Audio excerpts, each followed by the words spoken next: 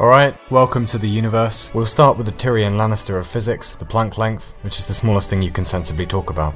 Probably. Next up, we lose our subatomic particle virginity and meet our first neutrino. Don't worry, she's lovely, and she has lots of friends. There are around 65 billion of them, passing through just 1 square centimetre of Earth every second. Up next, we bump into quarks. These come in 7 flavours: up, down, strange, charm, top, bottom, and banana. These are about as close to the building blocks of nature as we've managed to get so far. Next up, we get to the A-list celebrities of the subatomic world: Derek Neutron and Barbara Proton. Usually they engage in a three-way with Carmen Electron in a kinky arrangement known as atoms. Funny thing about subatomic particles, sometimes they behave as waves, other times as particles depending on how they're feeling and whether or not they're on their period. Which brings us to some more celebrities you will have heard of, such as helium, hydrogen, carbon, and cesium. All of this stuff so far, and everything in the universe, is controlled by 4 forces. The strong force, which generally binds quarks, protons, and neutrons together. Then there's the weak force, which regulates radioactive decay. The electromagnetic force, which holds atoms and molecules together, basically. And finally gravity, who is the promiscuous hussy of physics and regulates everything else, like universes. But we'll get to that later. All this stuff is contained in a neat little package called the Standard Model, and is about as close to a theory of everything that we've managed to get so far. Generally, little stuff comes under the title quantum physics, and big stuff, which we'll get to in a moment, is known as relativistic physics. Scientists are working very hard on getting the two of them to move in together, but currently they have severe commitment issues. A little further up, when we get to the code of life, deoxyribonucleic acid, also known as DNA. DNA is made of a sneeze called ATG, or adenine, thymine, cytosine, and guanine. Depending on how these are arranged, you can get anything from the Ebola virus, to papyrus, to the German iris, to Miley Cyrus.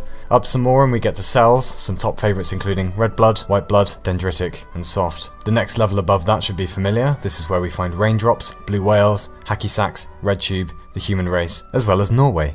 Out a little further, now we're looking down on all of human history, including all of your insecurities, mortgage repayments, and ex-sexual partners. Which reminds me, Natasha, you're a bitch. Moving on, we get to the 8 planets and 146 moons of our solar system, which doesn't count Pluto, because you're not a planet, Pluto. You're done, mate. It's over, yeah? Then there's the Sun, which is a 4.5 billion year old burning ball of hydrogen and helium. Several billion years from now, the Sun will rage quit and turn into a red giant, gobbling whatever's left of our planet by then. Out again, and we find the Milky Way. The Milky Way contains at least 100 billion stars. Stars can be by themselves, or orbiting each other, called a binary star system, or occasionally a group of 3, which is called a trinary, ternary, or menage star. And that's not all. There's also nebulae, which are little starry wombs where lots of stars are born, moons, which either come from planets or random floating matter, and comets, meteors, and a million other types of astronomical bodies that there simply isn't time to talk about. At the centre of our galaxy, and lots of other galaxies, are black holes. These are enormous wells of gravity that suck matter in and distort time. Fun fact, if you held your breath while falling into a black hole, you would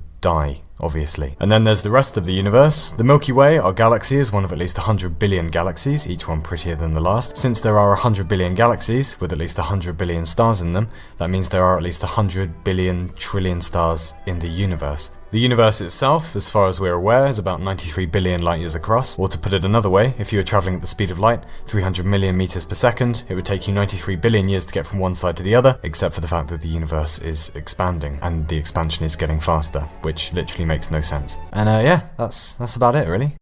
Oh, except there might be parallel universes, and hidden dimensions of space.